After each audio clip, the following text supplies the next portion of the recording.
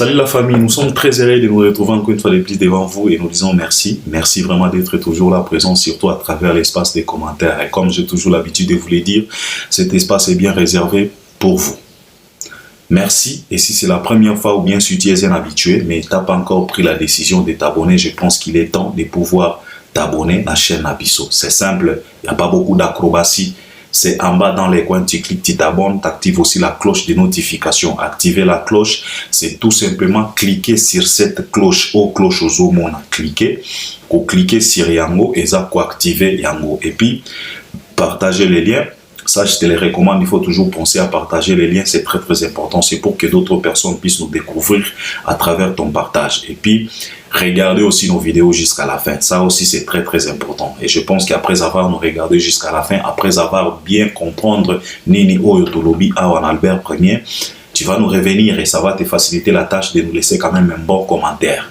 Et tu as les droits, tu peux même nous laisser 20 commentaires. C'est pas un problème car espace wana en tout cas est réservé pour Nayo. Alors les loyo to lobela ba actualité. Je vais toucher quelques 2-3 artistes pour to lobela ba actualité na bango. Et comme j'ai toujours l'habitude de vous le dire, on a quand même de la chance dans notre industrie, il y a toujours de l'actualité. Au moment où tous on a ba grossiste, neti ba Fally Ipupa, ba fournisseur, neti ba Koffi Olomide, ba Ferré, ba Héritier, ba Robinho, ba Inos B, ba Bina Filé, ba Fabregas, pour ne pas citer tout le monde. En tout cas, il y a toujours de la matière, il y a qu'à décortiquer, il y a qu'à analyser, il y a toujours de l'actualité. C'est la raison pour laquelle pour tout décortiquer, tout développer, tout lober l'actualité et le monde abino. Alors je vais toucher quelques 2-3 artistes pour tout lober l'actualité na bango. On va commencer avec l'artiste musicien Inos B. Inos Abalou, mais un gomatracien. Nous savions tous que Ndegonabiso wana à la province na bango ya Nord Kivu, précisément na ville ya Goma, en tout cas à natif ya Goma. Alors Inos B a fait parler les gens ont tranché, les gens ont dit, les gens ont condamné, les gens ont critiqué à travers sa sortie médiatique au Yaouti réalisé dans la ville ya Goma et ça là qui conférence de presse parce que Inos B comme actualité parce que toujours la actualité azana des productions na ville ya Goma azana na concert munene na stade ya Goma et puis concert mosusu VIP na hôtel Serena au Ezalaka Nagoma. Donc Inos B va se produire là-bas. Je pense que na concert au stade Nagoma Yagoma et Kozala le 30 juin si je dis pas de bêtises et puis par après à Kobeta concert mosusu na Hôtel Serena. Bitiaba concert wana c'est pour récolter les fonds pour aider bana oyo bazana ba problème ya malnutrition. Yango wana balingaki basala ba concert ni balé wana pour ba récolter ba fonds pour ba aider bana wana. Wana pena bit principal ya ba concert wana oyo Inos B alingi abeta na ville pena natal naye ya Goma. Alors Azalaki Goma, il a tenu quand même à Salaki moi conférence de presse place où il a tenu qui va propos moko boye oyo et déranger plusieurs personnes concernant conflit au Ezalaka entre Rwanda et la République démocratique du Congo et puis il a tenu aussi des propos oyo à naegar ya bande konaye ba congolais on ba fanda kana kim na Congo ya ba kinois en tout cas et déranger Bato Ebele, et ça dérangeait plusieurs Kinois, de façon que les Kinois réagissent à Balobate non, Oya Awa Toyambayo. Alors, biso pe to sala ki ba analyse awa to décortica to condamner to trancha to lobaki na eke non en tout cas papa sokoza mayele sala par tous les moyens possibles zonga encore une fois de plus na émission pour oya ko senga pardon oya ko expliquer bandeko na yo pour ba comprendre yo bien. Alors, il a compris les mecs avant-hier, il a passé na émission na Kisa Sakuna bayamba qui est pour qu'il puisse expliquer mais ndenge kaka boyebi ba artiste na biso bazalaka tellement orgueilleux, il s'est excusé mais ba excuse na bango ezalaka ka à peu près ozo comprendre te. Lui il a dit que non, moi je m'excuse na batu oyo ba comprena qui bien te message nanga. Et alors moi je me suis posé la question de savoir excuse yango ya nini. On ne s'excuse pas na mutu oyo azo comprendre te. Normalement, on s'excuse na mutu oyo a comprendre likambo bien. Parce que ngai olobi na ngai likambo na comprendre yango bien. Omoni soki na réagir après avoir comprendre yango bien, c'est maintenant que tu peux t'excuser. Ozo s'excuser na mutu oyo azo comprendre na été.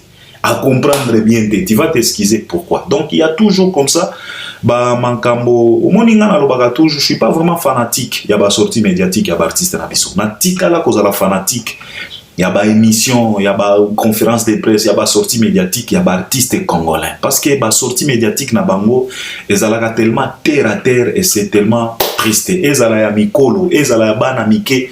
En tout cas, bango nyonso bazalaka lolengi moko. Et to viva pena ba conflit ebele na musique na biso ya Congo kaka à travers ba sorties médiatiques na bango. Parce que ayaki ko s'expliquer, ayaki ko éclaircir makambo oyo alobaki na Goma. Mais kaka na sortie médiatique wana aluki ba problème mosusu et komi ya ko chrétien bande ko mosusu et komi ya ko se permettre même ya ko kota na ba famille ya bato ko se moquer na ba mankambo ba famille ya bato makambo oyo azana maîtrise ata moketin. Donc il n'est pas au courant de ce qui se passe réellement, mais il s'est moqué. Avec nos artistes c'est toujours comme ça. Ba sortie médiatique moko ya buzoba, on a manqué beaucoup de choses. En tout cas, tozanga pena ba mankambo ya bien na musique na biso. Ba collaboration kitoko tozanga yango. Ba initiative kitoko tozanga yango. Ba festival a malonga tozanga yango. Ba concert moko kitoko tozanga yango. Pourquoi ba sortie médiatique? Kobebisa kaka. Eza na sortie médiatique mon côté oyo artiste congolais koki kosala eleki nango pe bien batu basepeli. Non, à chaque fois ce n'est que des problèmes. Aye kobongisa awa mais abebisi lisusu mbala moko abebisi côté mosusu. Donc ba artiste na biso bazalaka neti ka bandoki, on dirait des féticheurs, donc na comprenaka te. Et c'est triste vraiment. Alors l'artiste il s'est expliqué, il a parlé quand même. Ce qu'il a dit, en tout cas, batu bayokie, natangi na ba commentaire, batu ebeli ba féliciter, ba lobi que non, ok, to comprendre balamoko malgré que jusque là, il y a toujours de ces gens oyo bazo résister. Mais je voulais tout simplement vous dire ceci, mes chers frères, surtout na likambo oyo ezota la Congo na Rwanda, tous ala quand même prudent, to kendaka na ba loyengete. Je vous ai toujours dit que guerre wana, conflit wana, tozwaka yango te lokola ba guerre ya ba musique, ya ba artiste na biso non, c'est tellement profond. C'est tellement costaud que oyo biso tokanisaka. Alors na mama kamwana to kendaka na baloyengete et puis Congolais zalaka na défaut moko oyo nga nazo remarquer, beaucoup de Congolais se précipitent à la télé pour venir faire croire aux gens que non baza ba amoureux à patrie, que bango balingaka patrie peut-être koleka batu misusu. Mais ce que j'ai compris, c'est que plusieurs Congolais ne sont pas amoureux de leur patrie. Au contraire, plusieurs Congolais ce ne sont que des fanatiques de la patrie, parce qu'il y a la différence entre être un amoureux de sa patrie et être aussi un fanatique tout simplement de sa patrie. Alors, ce que tali bien na logique ya makambo, ndenge ba Congolais ba memelaka makambo, ndenge ba Congolais ba kendaka na conflit oyo ya est, en tout cas, eza fanatisme, eza bolingote. Alors, plusieurs Congolais, na sala pena analyse, j'ai vite compris que plusieurs Congolais, bazalaka ba fanatique ya patrie et non pas ba amoureux ya patrie. En fait, ndenge Congolais se comportaka envers Congo, eza ndenge ba Gaulois ba se comportaka envers Feregola. Donc, les Congolais et les Congo, c'est comme Feregola et les Gaulois. Parce qu'en réalité, les Gaulois n'aiment pas Feré. Ils sont que fanatiques de Feregola. Et c'est ce que beaucoup de Congolais font. Beaucoup de Congolais ne sont pas amoureux de la patrie. Beaucoup de Congolais n'aiment pas les Congos. Ils sont tout simplement fanatiques de la République démocratique du Congo. C'est la raison pour laquelle Namakambo Ebele Tokotaka tellement na loyenge. Alors, comme Tozolo de l'actualité, et actualité parce que ça fait parler, ça fait bouger jusqu'à ce que l'artiste a été obligé de repasser encore pour éclaircir. Pour Nakoyako, ko éclaircir ko lobana batu ke non intention nanga ezalaki boye malgré que apelisipe moto na ngambo mosusu, chose qui n'était pas vraiment important à faire. Alors c'est de l'actualité. Inons bi azape na concert monene, eza concert monene te, eza festival monene couleur café o ezalaka na Belgique.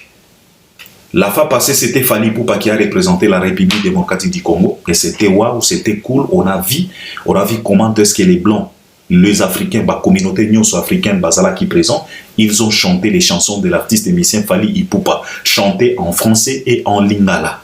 Et Zala qui pena fierté nabiso parce que tout le monde qui ba image, tout le monde qui ba photo, ni Fally, azo tendre micro, batu bazo yemba, ezala mindele, ezala ba africain, ezala ba congolais, Bazala qui présent parce que tout le monde qui même ba drapeau ya Congo, ezala qui wana présent, en tout cas.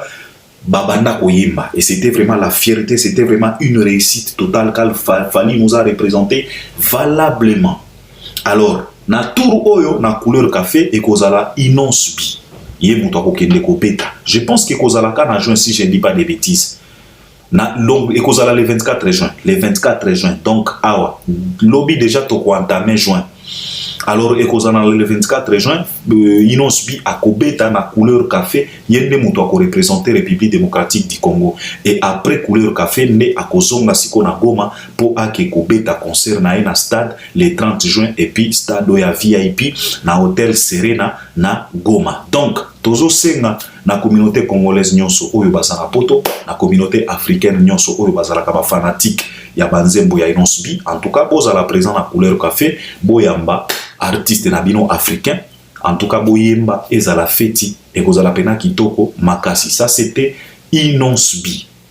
Ferregola, Jésus des nuances. Ferregola, Bissonios Toebi très bien qu'il se prépare pour un grand événement au stade des martyrs. Malgré qu'il y a tellement de flou, tozo comprendre, mais jusque-là, l'artiste a confirmé que non, en tout cas, concert et Kozala, en tout cas, Akobeta concert nae le 24 juin. Parce que Zala ki awa mikakatano eke zongi, awa fadam, awa fere metomoni que bango mi bale nyonso wana bazo kende kaka na date na bango ya le 24. Alors, biso tozawana, on croise les doigts, tozo zela po abeta concert wana parce que tous au monde a publication en tout cas tu as fait les bases continuer toujours pour rassurer bateau même lui-même l'artiste il communique souvent pour na concert na wana ya le 24 juin na Kinshasa sauf que eluki pena makambo pourquoi parce que na Congo Brazza na rive mosusu kuna roga missile rogatien oyo batu oyo babanda pena groupe phare oyo Afrique et ça la pena ba succès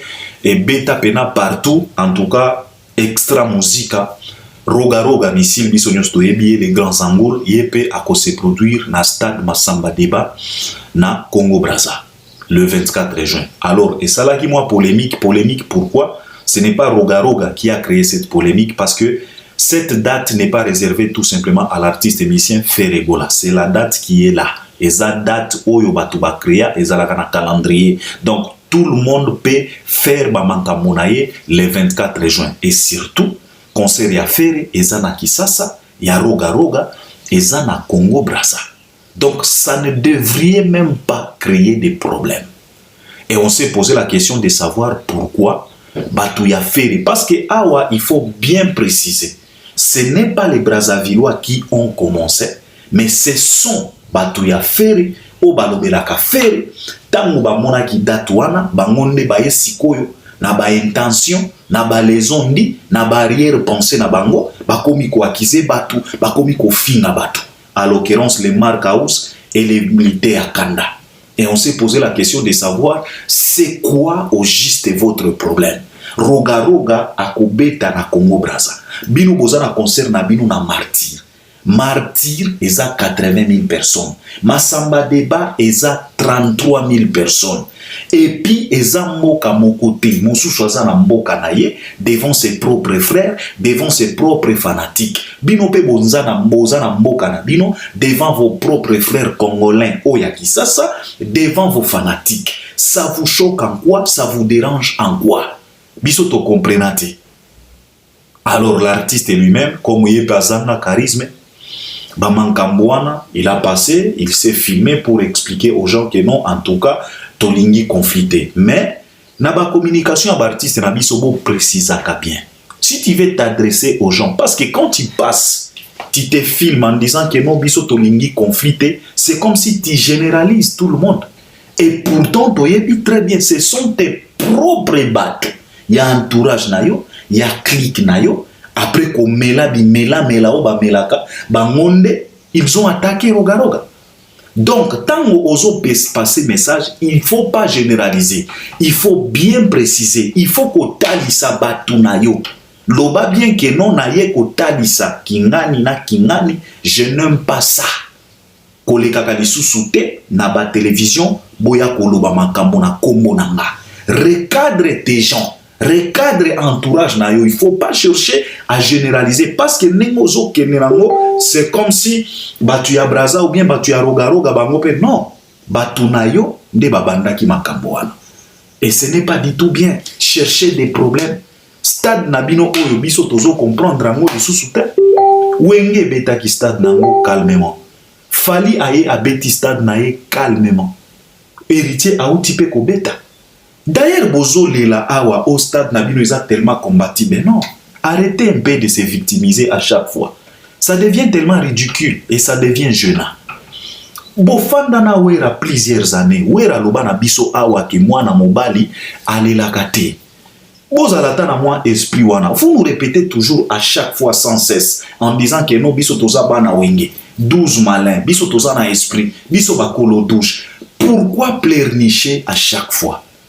Concert a fallu biso moko to monakiawa. Ezalaki le concert le plus combattu na ndenge nyonso. Bamana koloba na biso concert a wenge zaki combatite parce que gouvernement ezalaki na kati. Gouvernement ezalaki na kati.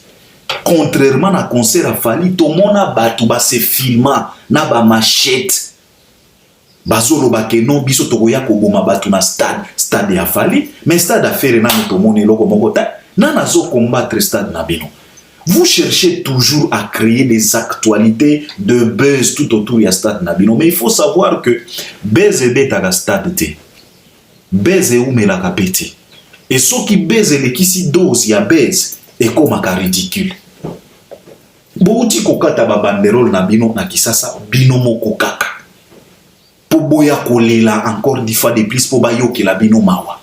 Et si ba pesi bino stade ba accorder bino stade omoni alors restez tranquille bo cadrer makambo na bino bo tala ba sauce na bino bo s'organiser pour concert na bino ezala une réussite.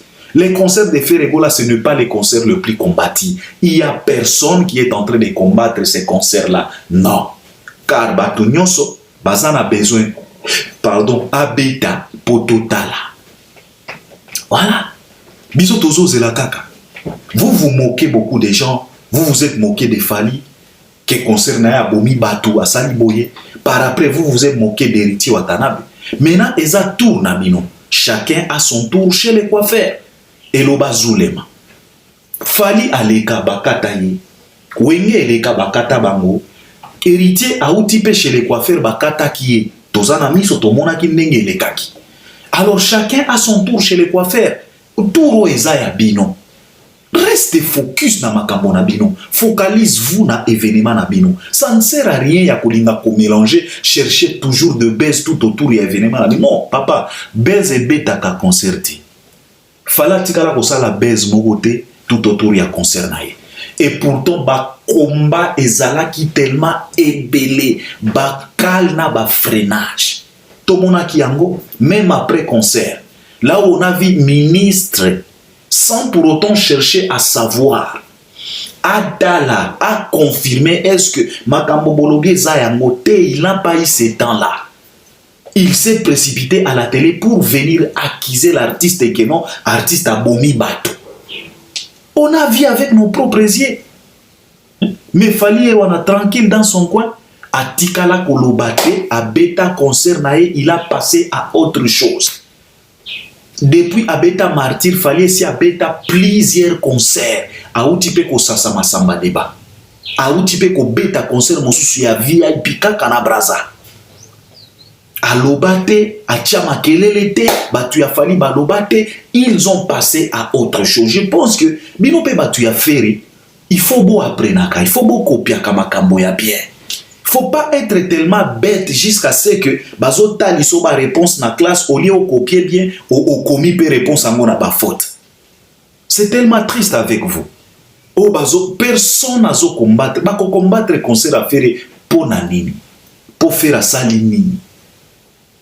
na lobi na bino awa soki eza na concert oyo ba combattant na Kisasa et a concert à Fally to mona biso moko na ba miso batu ba se filma na ba machette batu ba se filma na ba machette to mona ba kuluna na stade des martyrs ba créer trouble ba créer désordre mais oya bino to mona eloko moko te bazo senga bino kaka promotion bo sala makambo ya bien bo cadrer makambo na bino po événement wana ezala une réussite. Na lobaki na bino awa soki bolingi bo beta concert wana pona ko prouver Fally en tout cas bozo mikosa et à la fin de la journée bato bako seka bino eloko oyo il faut bo tiango na moto bo beta concert pona palmarès ya Ferry et non pas pona ko prouver Fally car Fally ne vous a rien demandé. Fally n'a rien à faire avec vos histoires. Yé a boucla, palmarès c'est ça costaud. À côté sa martyr kala, il a passé à autre chose. À outi kokoti s'appelle Massamba débat.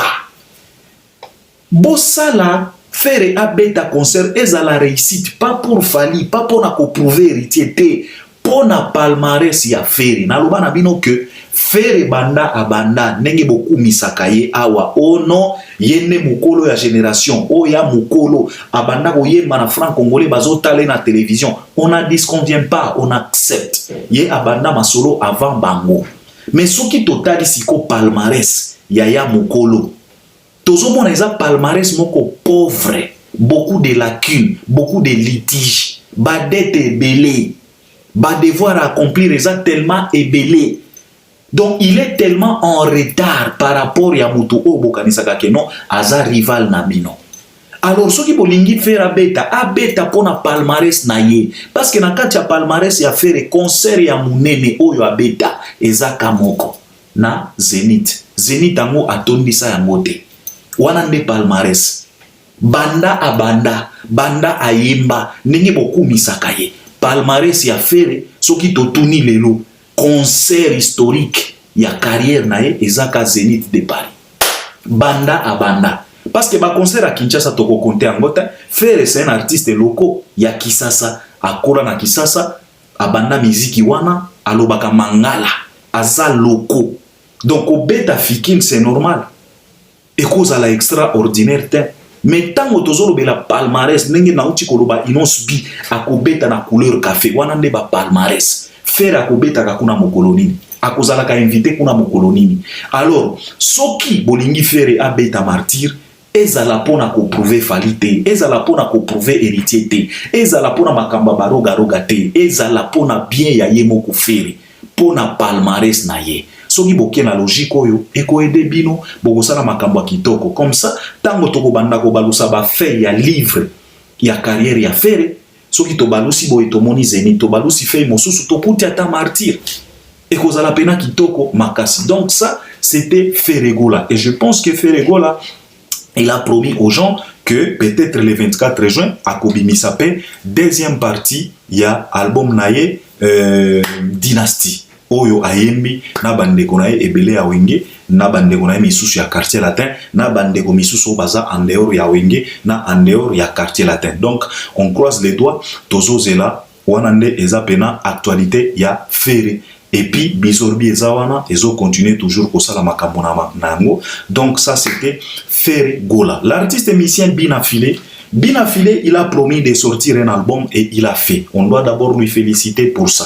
Parce qu'au jour d'aujourd'hui, ce n'est pas du tout évident de promettre quelque chose et puis réaliser. Beaucoup ont promis, mais ils n'ont pas réalisé. Mais si un artiste musicien aujourd'hui, à côté studio, a enregistré, a démissipé album, il faut d'abord les féliciter d'abord pour ça. Parce que ce n'est pas du tout évident. Enregistrer un album, en tout cas, ce n'est pas comme de l'eau à boire.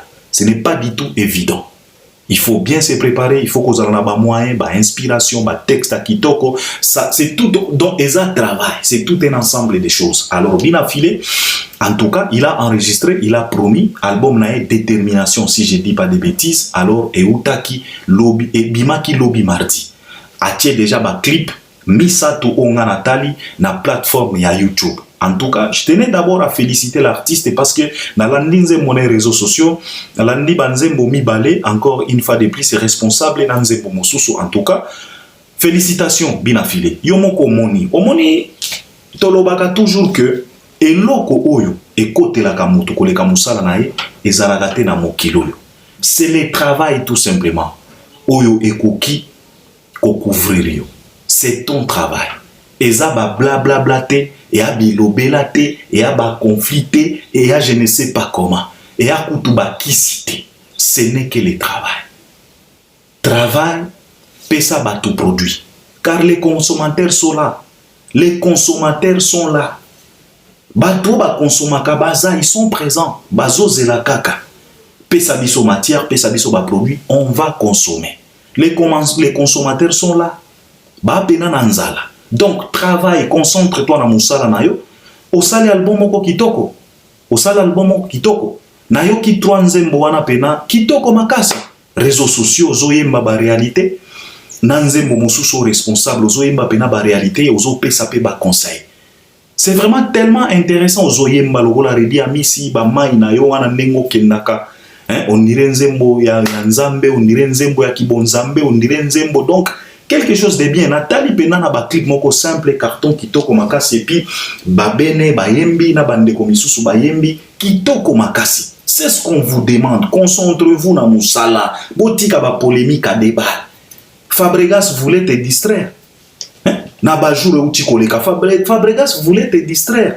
Okenda ki pena na distraction moko ya kosagana te mais lelo tala yo moko osali musala na yo otie banzembo. Alors, tika tan batuba consommer.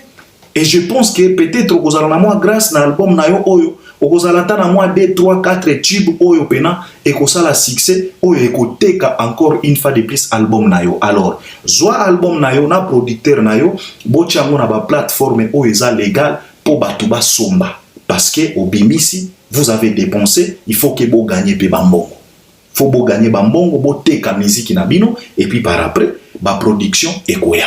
Déjà, au salaire qui n'a pas production, aux a déjà n'a pas production parce que tu viens de passer chez Nati Lokole et tu nous as étalé quand même quelques productions, quelques programmes. Donc c'est toujours comme ça. C'est la musique. Concentre-toi dans la musique inayo. En tout cas, bato bako consommer. Soko sali musala kitoko moni lelo yo.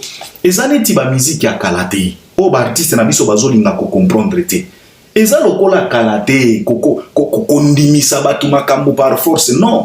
Lelo yo ba kondimisa bato makambo par force était non. Lelo yo c'est facile. Si ça tient, ça tient. Si ça ne tient pas, ça ne tient pas. Ata soko sali promotion ndenge nini. Ata soko sengi audience na lo là-bas sali lo promotion. Si ça ne tient pas, ça ne tient pas. Et si ça tient, ça tient. Et ça va tenir comment? Ça va tenir à travers détermination na yo, à travers respect à musala na yo, à travers komi pesa, à travers discipline oyozotia na kati ya musala na yo. Ça risque de tenir. Et puis, et loko mosusu oyo ba artiste misien na biso ba bossa naka ezalaka image. Image. Il faut savoir aussi travailler l'image. Il faut travailler ton image, ça aide aussi. Soki boye bagate, ezalaka pena likambo moko très très capital na kati ya carrière ya artiste. Ona lobaka na bino awa Fally, avant même de travailler sa musique, il a travaillé aussi son image. C'est la raison pour laquelle il se retrouve toujours parmi les 50 personnalités les plus influentes. Okoki ko influencer batute sokoza na image moko ya mabe. Impossible. Pour se retrouver dans la liste moko na ba président, na ba influenceur, na ba docteur Denis Mukwege, il faut avoir na image moko ya bien, image moko positive. Ya mwana ba artiste na biso ebele batenaka compte na ngote. Donc bina filé, obimisi album, concentre-toi na album na yo. Tika ba polémique, tika ba crèche, eko ede yo na eloko moko te. Mutu oyo olinga ko sa na polémique, aza tellement exemple disponible devant toi. Yo moko yebi nenga banda asala ba succès abeta bayamado Afrique ndimaye batu bandimaye ba pesa ye bisika ba banda kutu ko comparer na Fally en disant que lui c'est le Fally de demain mais ami kotisa na ba polémique yo moko mona sor nango oza na exemple eza pena disponible devant toi o ekoki ko peso mayele o ekoki ko sala ke o sala keba Mais à ma grande surprise, toi aussi, tu te laisses faire souvent au Kotakaka Kanabagé nae. C'est tellement triste et artiste nabiso. Moi, je pense que Obimisi album na détermination, Zala déterminé, Sala Moussala nayo, Sala promotion à Banzembo, Pesa Bato matière. Oyembi bien, Batemi ya Kitoko, Sala Moussala nayo, papa. Tala album nayo. Détermination. Oyo aza mwana ya misato, outi kobota. Pesa ye mabele, pesa ye miliki, dorlote ye, mema ye, komisa ye bisika, oyo bana ya mibale président wana bakomate. C'est ce qui est très important. Donc, album Ezawana, ba fanatique abina filé, c'est à vous tout simplement d'aller consommer votre artiste, car Banzembo eza, Banzembo mokwa kitoko, na lobi na bino kengana si na landi 3 nzembo na ba clip nango. En tout cas, na landi réseaux sociaux, na landi courager la nzembo mosusu Ezawana, en tout cas, Kitoko Makasi, félicitations l'artiste et nous sommes tellement fiers de toi.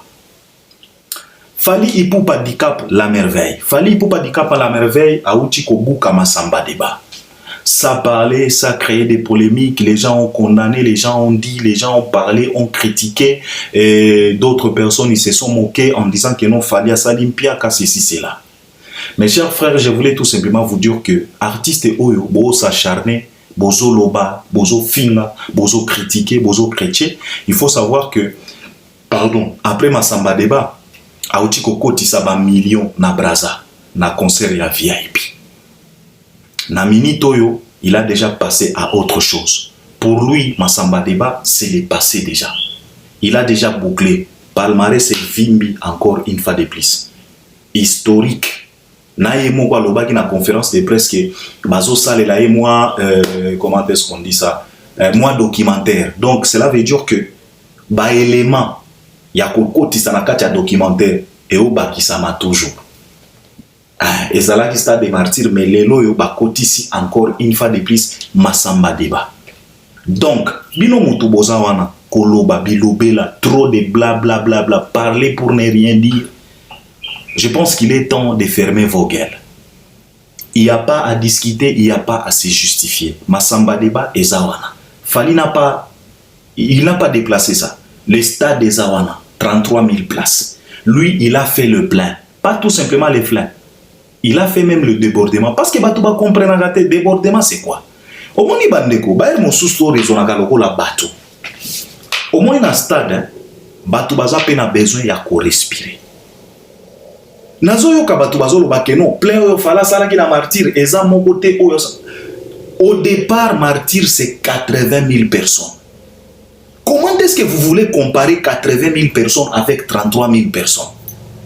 Angwema ekozala moko te, débordement bozolo ba débordement ekozala moko te parce que awa tozana 80. D'ailleurs fala beta plus de 100 000.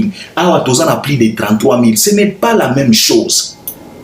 Ce n'est pas la même chose. Image ekozala moko te, ekozala ndenge moko te. Awa balobi na yo c'est 80 000 personnes. Papa, là où se rassemblent 80 000 personnes et là où se rassemblent 33 000 personnes, yo komona ngo ndenge moko. Bolinga ki masamba débat ezala lokola martyr na ndenge ni capacité za moko te, emplacement eza moko te, configuration eza moko te, batu baza ndenge moko te. Vous voulez quoi? Tango balobaka masamba débat ezana 33 000 places. Yango wana capacité ba kontaka stade tolobi na bino boy sima ya podium ezala ki vide. On vous a expliqué awa pona sécurité batu ya Congo Brazza ba monaki manso oyo malekaki na Kisasa. Batu ya Mayele bazala déjà averti. Ils n'ont pas voulu à ce que ce qui s'est produit na ki ezala pe na mboka na bango. Bazolo banabino très bien que malgré que Simaya podium ezala qui vide, mais il y avait du monde na libanda ya stade. Baboya bakota. Parce que bango balinga kite et comme alisusu après concert batuba kufa na mboka mobaya. De toute façon, et au salir pe image artiste. Batuba ko banda ko banga. Par exemple, ceux qui gabo balingi ba betsa Fally na stade, bako banga, bako se référer, balobi Namboka na moko aboma batu na stade. Na Brazza auti pe ko boma batu. Yo kanisi ke bagabone bakozala na moi facilité wana, bakozala na moi bobangi, bakozala na moi retenir koloba à chaque fois le mec s'il se produit na stade, batu bakufaka. C'est ça, ils ont tenu compte à ça. Mais Fally, il a fait plus de 33 000 personnes. Donc, il a fait le plein. Débordement, bozo lingani. Papa, dans le stade, il a créé un espace vide volontairement pour la respiration. Ce qui boye bagate. Il y a un moment où Beyoncé, balobi que no Beyoncé a fait carton plein dans le stade de France. Maître Gims a ça la sold out. Mais tant que concert au moni vide ça. C'est volontaire. C'est parce que Batouba Zoua bazala na facilité à respirer. Bino bolinga ki sikoyo na masamba deba mutu moko aza awa mosusu aza papa bako respirer neni. Batu soki baza ebele ba instrument eza wana ba champ magnétique. Eza na makambo ebele wele kakawana ça peut perturber même son. Ya mwana to mona ki na stade des martyrs à cause ya foule son ezala ki mobulu. Mais bino moko bo comparer son ya masamba deba na son ya martyr. Est-ce que bon moni ke za ndenge moko? Masamba débat impeccable, on irait céder. Pourquoi? Parce que il y avait de l'espace. Ils ont bien organisé. Fally, il a fait plus de 33 000 personnes. Parce que ceux qui ont joué Batou, stade Koutou Pelouse, c'était presque la moitié. Et puis aux UP VIP, c'était presque plein. Ceux qui ont joué Batouana, au lobby na bango ok, bolo mwana Pelouse boke kofa na bagradin. Et l'ingaki étonna et puis reste à Batou Misusu l'ingaki tika. Donc il a fait les débordements. Débordements ezani ni bolingaki Batou Misusu bazo telema likolo Batou. Bako respirer neni. Ezalaka toujours comme ça, ba créaka espace moko vide pour la respiration. Pour aider foule à respirer, pour aider foule même na ba network, ba réseau, pour ba salle ba téléphone à bango parce que ce qui saturation est commis ebele, ba champ magnétique, ba téléphone, ba instrument, c'est de l'électricité au ezawana. Eza ba minda, ba projecteur, c'est de l'électricité, eza ba courant, même souki ya batu et créa kapé ba champ magnétique moko boy. Même na ba mafuto batu ba pakolaka. Bolinga kia sala nenge nini. Soyons quand même sérieux, mes chers frères. Fally, il a fait le plein à Masamba débat. Fally, il a fait le plein, il a fait les débordements. Débordement, cela ne veut pas dire que non, non. Stade des âmes langité. Oyo kocha mai ton depuis non. Batu bazan a besoin ya ko respirer na katia stade. Yangwana ba créaka toujours ba espace moko vide pour permettre batu ko respirer. Omoni batu bazwa ka respiration et puis bazo bimisa. C'est toujours comme ça. Oko bimisa la wapi soki étouffement, oko bimisa la nengeni, oko kotisa nengeni, oko bimisa nengeni. Soki étouffement eza. Donc c'est volonté, c'est toujours comme ça partout. Et puis je pense que dans l'histoire on doit boucler parce que na uti ko sala émission na lobaki na bino que il y a rien à se justifier. Yo muto moni ko za mobali koleka Fally masamba débat ezawana. Na lobaki na bino que poto loba ke Fally abeta kimpiaka poto ndima pena hypothèse wana ke fala sala kimpiaka tozo zela mutu mususu aya ko corriger oyo Fally auti ko sala si il fait mieux par exemple Roga Missi le Rogatien il va se produire le 24 juin si Roga a parvenir ko drainer full oyo Fally auti ko sala wana nde tokoloba ok concert ya Fally ezampiaka par rapport ya Roga mais au moment où aucun individu a sali oyo Fally a sali, il est strictement interdit de venir tenir des propos yakoloba keno Fally a sali mpiaka non. Il a fait plus de 33 000 personnes. Wana ne ma capacité à masamba débat. Wana ne capacité ya masamba débat. Toko sana maboma te. Et puis il faut pas comparer martyr na masamba débat.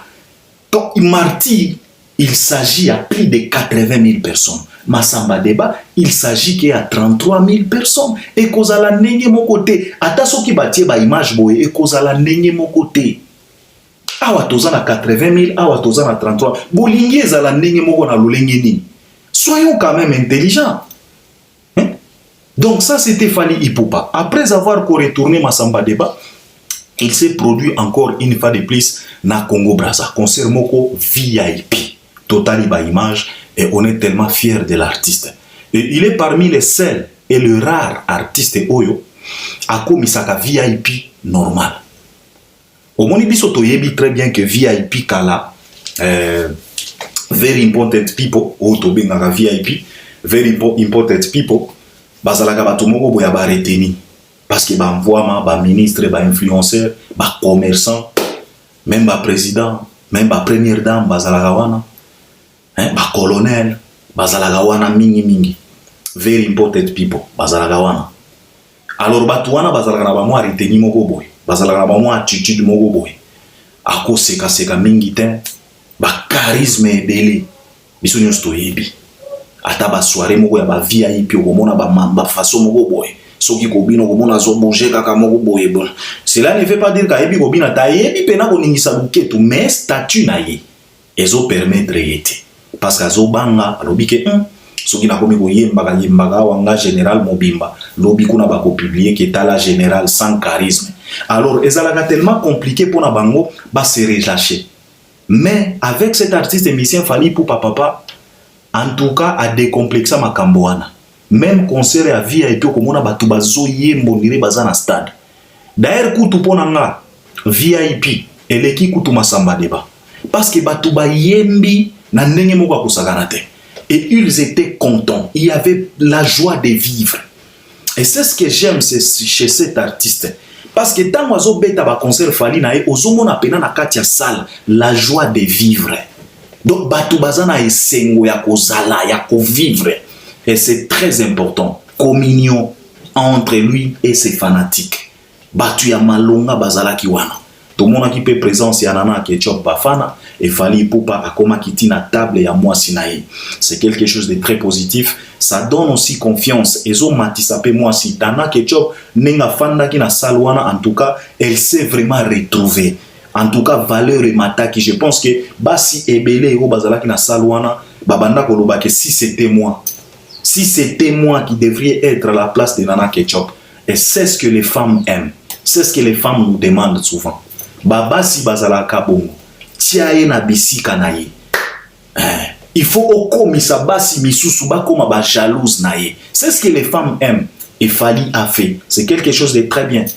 Il est tellement averti les mecs là. Alors c'était bien. C'était vraiment bien kitoko makasi. Et puis Fally Ipupa asalela ki pe bango structure oyo ndenge a décora na kisasa soki na rotana si je dis pas de bêtises tango beta qui concerne wana ya $500 table wana. En tout cas il a répété ça na Masamba na Congo Brazza. C'était quelque chose de wow parce que il a copié ça quelque part et il a trouvé que c'est bien. Conception oyo eza pena bien, concept oyo eza pena kitoko makasi abandaki yango na Côte d'Ivoire. Mais Côte d'Ivoire atiaki table te Côte d'Ivoire ezalika ba kiti ba chaise ba mbeto mais na kisasa ayeko bakisa table et puis na Congo Brazza asali pe yango ebimi pena kitoko makasi. C'est quelque chose vraiment à féliciter.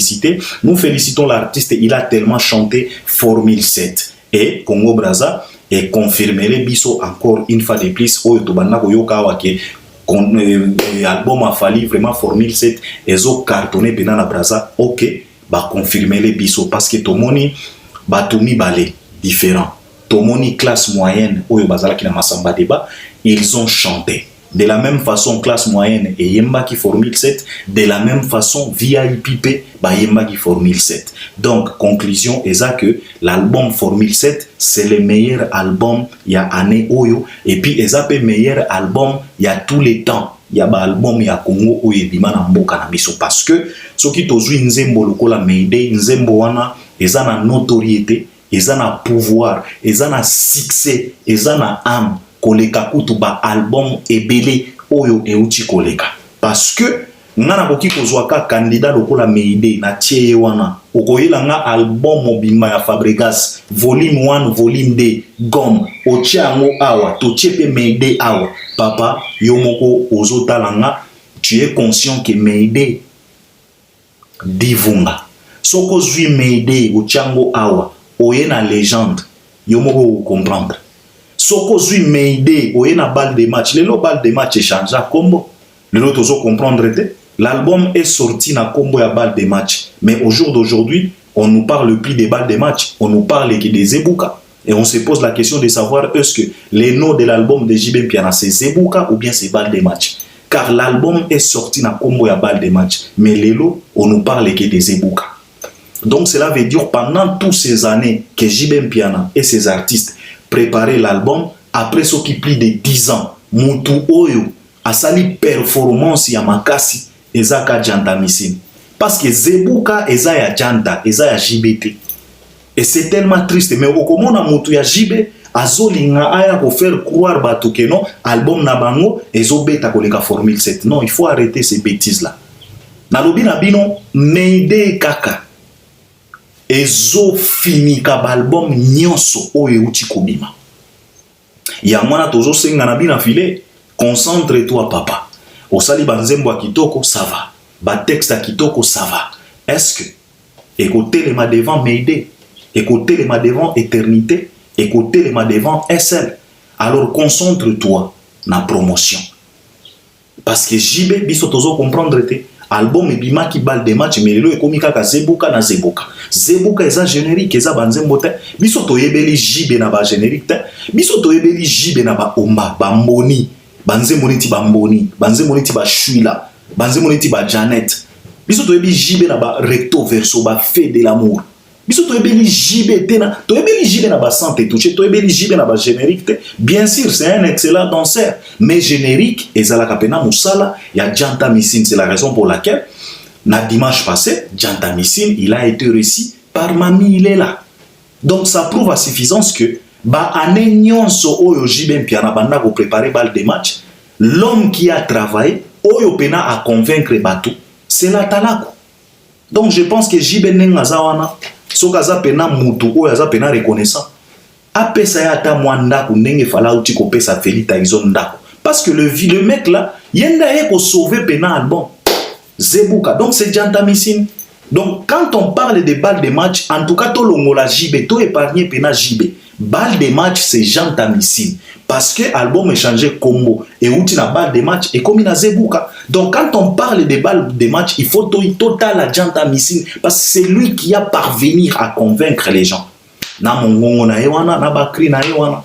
Donc c'est ça. Alors Fally Ipupa en tout cas, Braza est confirmé les biso que nos albums ils ont cartonné parce que tout le monde VIP ba yembi, classe moyenne P et yembi. Et c'est quelque chose de très très important et c'était vraiment carton total. L'artiste avait chanté. Fally Kutu yembi mingi na VIP koleka kutu même na stade. Et c'est toujours comme ça. Et puis Fala la tikitoko, c'est normal en tout cas le mec amakambo kolata c'est normal.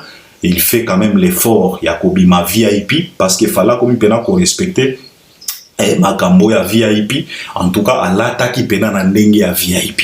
Et c'est quelque chose de très très positif, c'est quelque chose de très très très positif et Batoba Sepeli, tout le monde qui peut présent sa petite Nabiso, petite sœur Nabiso Jenny. En tout cas, on te félicite aussi Jenny, na soutien na apport Oyozo Mema, en tout cas na ba événement ya grand frère Nayo, c'est quelque chose de très positif parce que Fally azopé son visibilité moko ya makasi et puis yopé ozo rendre ascenseur moko kitoko, ozo komisa ba spectacle a Fally kitoko ndenge bozo bina surtout nzembo oya jeudi soir en tout cas kitoko na ba chorégraphe na yo wana en tout cas kitoko makasi. Donc félicitations Jenny, reste tellement professionnel qu'au-tala de gauche à droite reste professionnel. Ne cherchez pas à te mêler dans ba conflit, dans ba polémique, à ba congolais, ça ne te regarde pas. Reste pro dans ton coin. En tout cas, ouvre les portes à tout le monde. Oya Monique a qui travailler na yo. En tout cas, épargne les noms de Fally.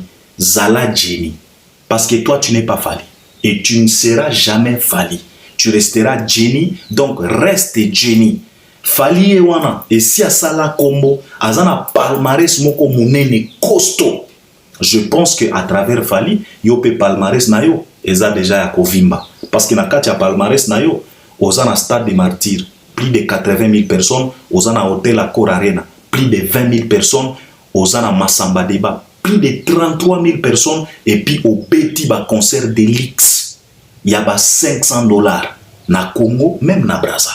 Donc, reste professionnel. Alors, Fally Ipupa, après Massamba Débat, je pense que à Kozonga Kisasa et loko o etika li loko la moi actualité à monene eza Paris la Défense Arena parce que tozo attaqué déjà juin. Ceux qui t'ont attaqué déjà juin et ceux qui t'ont aussi d'ici juin, Fally a kotika la kaka na 5 mois. 5 mois c'est pas de l'éternité, non. 5 mois eza peu parce que na monde na lelo vitesse eza tellement makasi. olalo la muki lundi, olalo la muki mardi, olalo la muki mercredi. Donc semaine ezo kende on dirait une journée. Donc ba warrior bola la te tozan a besoin balo banabiso que non, en tout cas Paris la Défense Arena c'est déjà bouclé, c'est déjà sold out parce que Fally doit jouer devant plus de 40 000 personnes. Wana pena bokoma pena histoire et c'est quelque chose de tellement bien. Donc actualité ya Malonga à part tant Fala salaki conférence de presse na Kintele alobaki que non toza pena Brésil. Donc je pense que bakoya ko communiquer bako développer communication ana poto comprendre exactement est-ce que Brésil les a tournée brésilienne ou bien zaka concert moko mibale puis bazongi. Donc tozozela équipe a fallu communiquer quand même sur ça potoyer ba s'occuper ba tourner misusu eza s'occuper ba concert misusu eza. Donc tozozela potoyer ba ça c'était Fally Ipupa. Et comme on parle de Fally Ipupa, on va chiter avec cet artiste concernant Nzembo nae oya uchi kosale la clip Mal Accompagné. Nous félicitons les Warriors, nous félicitons les mélomanes de la bonne musique parce que Nzembo wana na 4 jours, donc les lots est commis 5e jour, Nzembo wana est bêti déjà 1 100 000 vies. Donc 1 million et quelques vies na plateforme ya YouTube, na espace ya 4 jours. Binomo bomoni performance. Donc ça veut dire que clip wana ezaki toko. Et à partir ya clip wana, na constaté que Mal Accompagné et suis encore une fois de plus mon pépé. Donc batu bakomi kotala Nzembo wana encore une fois de plus. Na lobaki yango bino moko bokotala clip oya Mal Accompagné et komatisa encore succès à Nzembo. Et c'est déjà le cas. Batu bakomi kolinga pena Mal Accompagné na ndenge moko akosakana te à travers clip. C'est la raison pour laquelle Toyakawa, tozolo ban artiste papaye, pardon, banzembo yo, eza na ba ama ba congolais, e mbami na mangala, eza ba rumba, sala ba clip na am ya ba congolais. Bino moko bo moniser na biso linda, en tout cas félicitations na ndeko na biso mobali, bo jouer pena rôle moko ya kitoko, Nzembo ebimi kitoko, clip moko ya kitoko, fala sala ngona Dubai te, asala ngona Nei te, asala ngona New York te, asala ngona Miami te, omoni, asala ngona Texas te. Asalango na Québec te, na Montréal te, na Londres te, na Paris te, na Belgique te. Asali yango na Kisasa. Na Kisasa, tala ndenge ba décoré, na Kisasa. Mutuka wana ya Sule Kisasa. Bana wana ya Sule bazalaka na Kisasa. Linda actrice na biso ya Kisasa. Na ndeko na biso mobali wana. Ba site nyonso, ba cadre nyonso na ba tableau obomoni Kisasa. Donc même na Kisasa batu bakoki kosala makambo ya kitoko. Bomona ki clip ya eloko oyo parce que ngana lobaka na ba clip nyonso Fally asala. Eloko oyo meilleur clip. Eloko eza na ba tableau papa, eza na ba site. Ah, oza na idée te. Ezalaki na Kisasa. Donc clip eza déjà na plus de 1 million, je pense que ba Warrior il faut beau continuer. Parce que bino challenge na bino il fallait pas ezala 1 million te. Parce que pour na Warrior pena 1 million kutu eza moke. Donc il est strictement interdit ya komona Warrior azo sepela pona 1 million de vies. Bino il faut bozala au-delà. Bobo sanagate. L'artiste Fally Ipupa azana Nzembo o ezana plus de 90 millions. Plus de 90 ou bien plus de 80 millions. Et loko ba 80 à 90 si je ne dis pas de bêtises. C'est Fally. Donc, bino pena, il est strictement interdit yako sepela, yako sala feti pona 1 million. Wana niveau na binote. Wana pena niveau na binote. Donc, Mal Accompagné clip eza wana, bo tala, bo visionner, bo révisionner. Donc, bo tala, bo retala, bo retala, bo retala, bo retala, bo keko retala. Bo zonga les sous bo retala. Et puis, soki o lalo la mouki o retali encore. Et mata, parce que, et a beau clip. Clip moko kitoko. Scénario moko kitoko. Fallait abimi pena joli garçon. Abimi pena joli, fallait abimi joli. Donc on a pena couleur, pena on a pena oyo pena evanjo.